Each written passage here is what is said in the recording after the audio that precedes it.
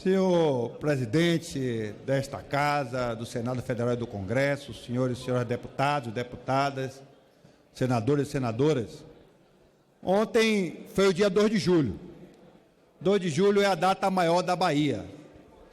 Em 2 de julho de 1823, as forças portuguesas em definitivas foram expulsas do Brasil, consolidando a independência da Bahia e do Brasil. Deputados e senadores da bancada baiana lutam nesta casa para que o 2 de julho seja reconhecido como uma data não só baiana, mas uma data nacional, porque foi no 2 de julho de 1823 que o Brasil, em definitivo, ele ficou livre do jugo das forças portuguesas. E como acontece tradicionalmente todos os anos, a população de Salvador vai às ruas de manhã e de tarde para festejar o 2 de julho, que é uma festa que sempre teve um conteúdo político também, de protesto, de manifestações, e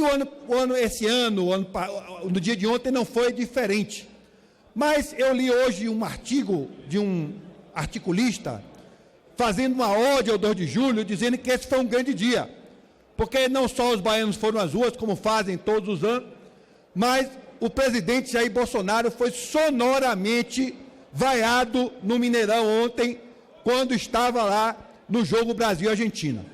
Tentou desfilar na pista, tamanha foi a vaia que ele teve que sair à francesa. Aliás, não só ele ontem, o ex-juiz, atual ministro também da Justiça, teve que sair pelos fundos ontem na Comissão de Constituição e Justiça. Então foi um dia que marcou o 2 de julho, que fez jus ao espírito do 2 de julho. O que é o espírito do 2 de julho?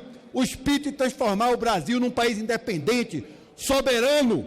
No 2 de julho teve participação popular.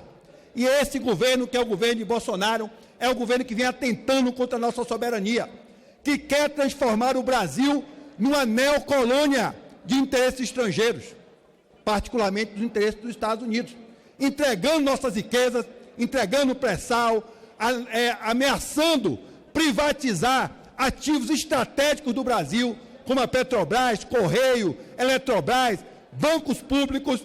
É um governo que não tem uma política para combater essa tragédia nacional que é o desemprego. Pelo contrário, todas as medidas do governo Bolsonaro são medidas que só aumentam o desemprego no Brasil. E todas as aberturas, as iniciativas que esse governo toma é para fragilizar o nosso parque produtivo, para desindustrializar o nosso país e para aumentar o desemprego também.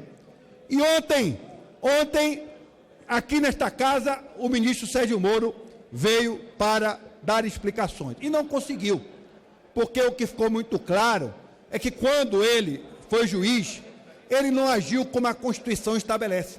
Ele não foi um juiz imparcial, ele não foi um juiz que respeitou o devido processo legal, o Código de Processo Penal. E quem diz isso não é o deputado Nelson Pellegrino.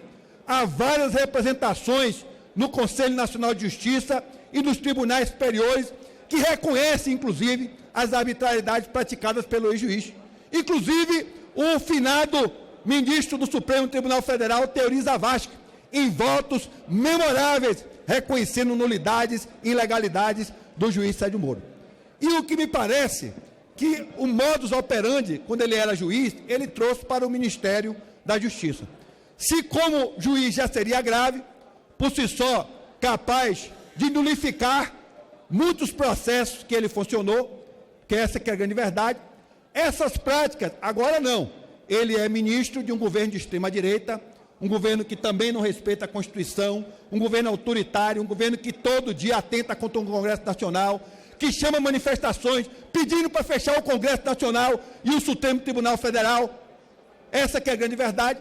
Agora, como ministro, ele realmente está agindo de forma como ele sempre agiu, de forma parcial, sempre fechando os olhos para algumas coisas e sendo rigoroso para as outras.